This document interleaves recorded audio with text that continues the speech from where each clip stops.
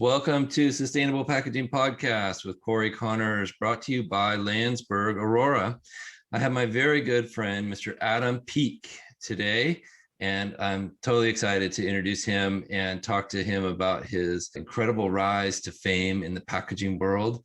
And Adam is not only the podcast founder, but he's also works at Fortis Solutions Group. That's right. And tell us about yourself, Adam. Yeah, for sure. Thanks, Cory. I'm just excited there are more packaging podcasts because for a while there, like when Ted and I, when we got going with the People of Packaging podcast, it was like, dude, there's nothing out there. There was a few podcasts that had 4 or 5 episodes and they didn't do anything with it. I was like, this industry is amazing and incredible, and more people need to talk about it. So I'm so stoked for people like you and Avelio to come up with these cool angles. And we just need, before the call we were talking, I was like, man, we need like 100 packaging podcasts to talk about all the rad stuff that we're doing. So I'm glad that you're doing what you're doing. It's been cool to be kind of in your orbit and connect with you and kind of be out here almost seemingly alone together. Like, is anyone else going to come join us? Because the party's pretty fun out here. But yeah, man, I'm excited to talk about sustainable packaging with you and just to see that you're doing it right. And it's cool. It's cool what you got going on. Thank you so much. And you and Avelio are a huge part of the reason why I started this podcast. So I'm really excited. Avelio is my last guest and you're this week. So I'm thrilled to have you guys back to back, and that yeah, that's right. We're known in the industry as the package deal, the three of us. And I think that's right. That's a pretty awesome nickname. Yeah, man, I love it. It's great. And I think it's only going to get more great from here. So I agree. Glad to be on. Glad to have an episode finally. You've earned it, sir. Thank you. So I got to ask, because I'm really fascinated about this. How did you go from pastor to packaging expert and TEDx speaker? So it happened because I have an amazing wife, and I've known her since elementary school. So we went to the same elementary school, middle school, high school, college. Wow. We didn't date until I was a freshman in college. She was a senior in high school. But so we got married right after college. I was a pastor, and I was pretty convinced. I was convinced in college that that's what I was going to do my whole life. I was going to preach, and I was going to not get married. That's what I thought when I first went to college. I was like, I'm going to travel the country. I'm going to travel the world, and I'm going to preach, and I'm going to study, and that's all I'm going to do.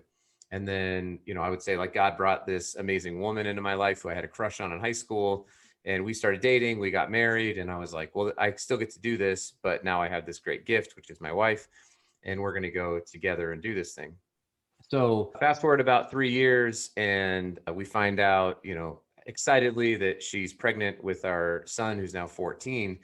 And she really wanted to stay home with him. And all of a sudden, pragmatism sets in. And I'm like, I'm making like, I was literally I was fundraising. So my income came from people giving donations, writing checks to this nonprofit every month. And then I got whatever the percentage was. 80% of every dollar would come to me. And that was our salary.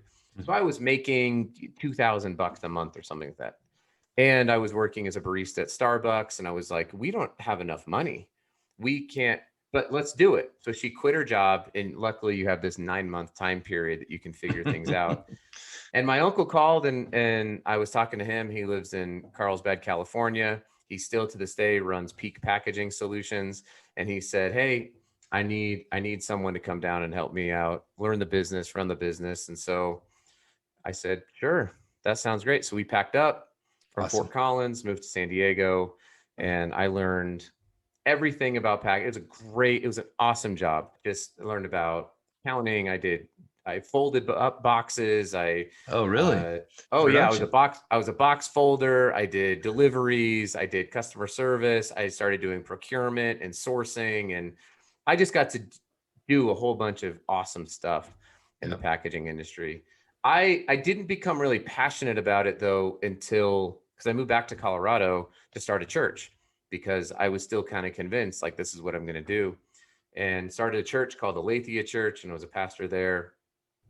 And I had a moment where I was there was a possibility that I could go on staff full time at the church. I was strictly a volunteer pastor. Most of us were. There was one who was paid, Mm-hmm. but there was an opportunity to go on, and I had the chance to do it, and I realized that I could be just as, if not more, impactful about bringing good news and hope into the world through my packaging job as I could be as a pastor.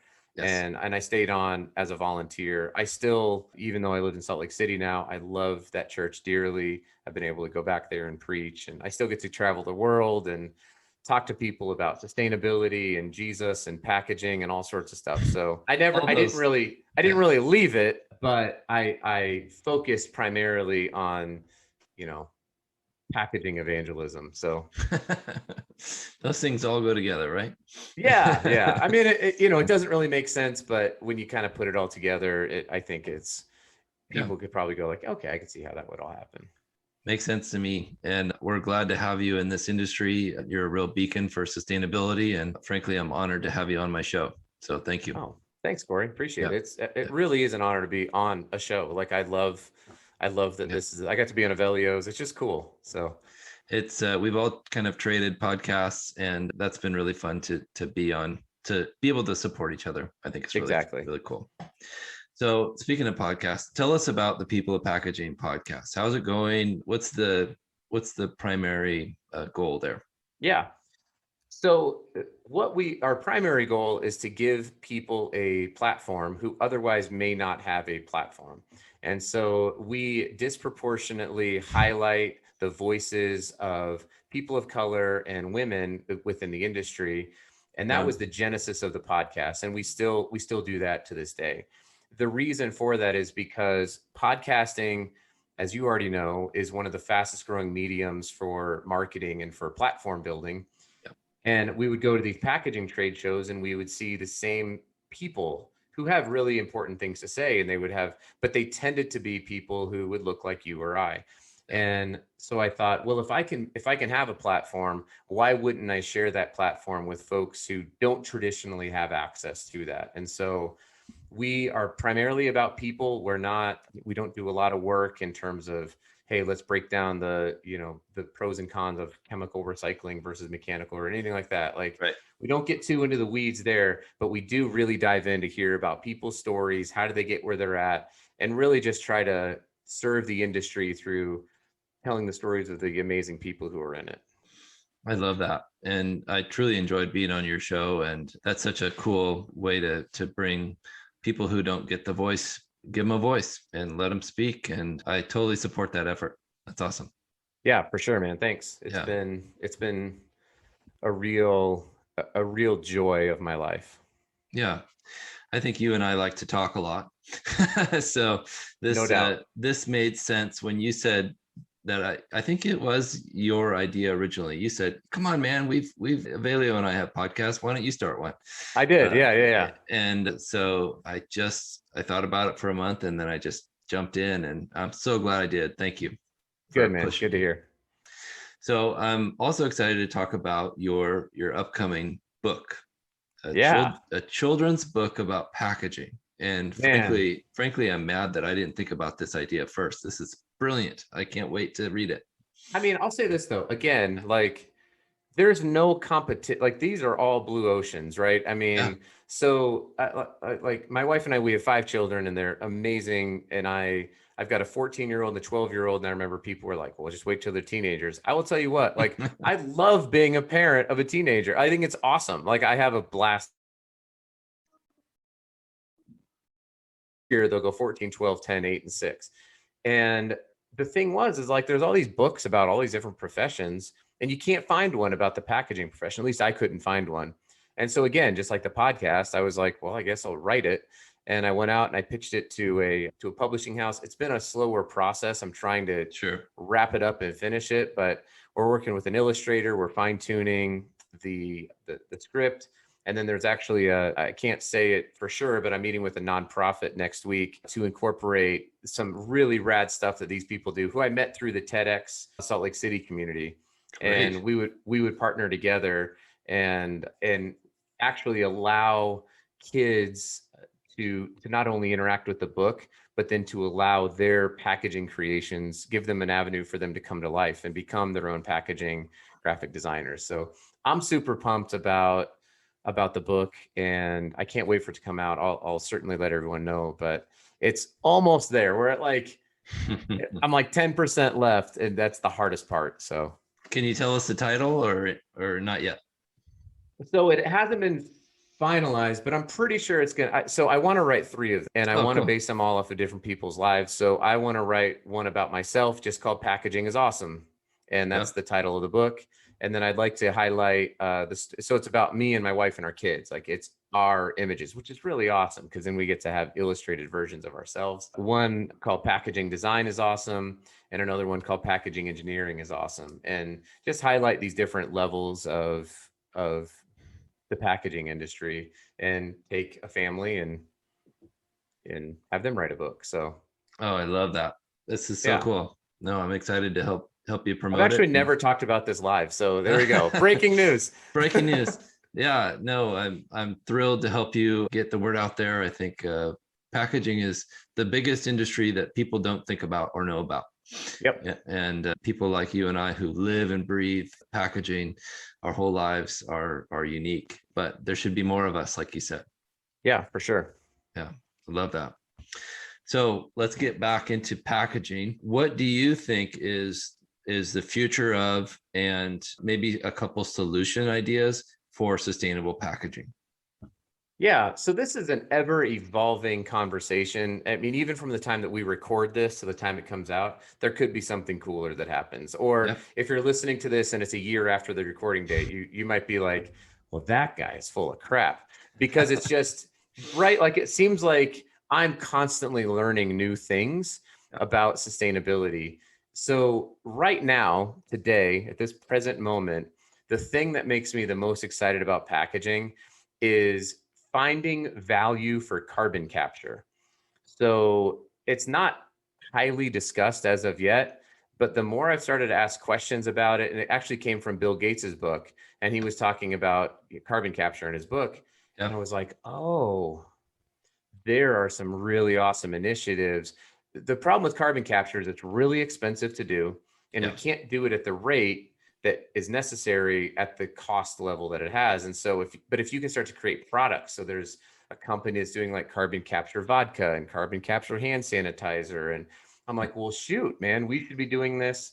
Like, my buddy's got a carbon capture cellulose company that he's trying to develop, which would be amazing, or Fascinating. carbon capture PET or whatever it is. And you combine that with some of these circularity conversations, whether it's, I know like Dr. Welt and Michael Ferrari are really big on the circularity of liquid methanol, and that ability to take our current infrastructure, take all waste and turn it into methanol, which then gets turned into waste, which gets and capturing all the carbon there. And so Wow. I think there's some really exciting things on the horizon that by the time you listen to this in 6 months may have already happened, or might have already been like proven to be some kind of conspiracy theory from the aliens or something crazy like that. But that's really exciting to me, Yeah. because it seems like, okay, we're moving, maybe we're in like a post recycling world, because I'm struggling to find out. I mean, listen, recycle for sure, right? Like, Yeah. it's still a great thing to do, but maybe we've proven out that there's that's going to be a small part of our sustainability journey, and there's some other really big parts to it. So there's materials that are really great to recycle, and there's other ones that have no end life that we just sort of do it because it seems like a good idea, and I think we can do better. So Man, I totally agree. And I'm reading that book as well. I haven't got to the part about carbon capture yet. oh, that the vodka's not actually in there. I learned about this from there's a really awesome company, and they're going to be on my podcast here soon, called Avalon. Okay. And it's a brandy company out of France. I think it's brandy. I don't remember exactly what it is, but hyper sustainability focused. So I was talking with them, and they were telling me about this. I forget the name of the company, but they were telling me about it, and it was pretty rad. Carbon capture seems like an amazing idea, and I was excited about it while reading his book. But like he said, it's incredibly expensive. It's experimental. Hmm.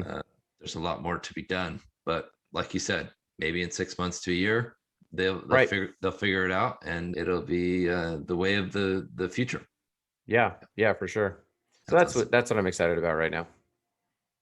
So what do you think about, you and I have talked about this a lot, but what do you think about reusable packaging or returnable packaging? Yeah.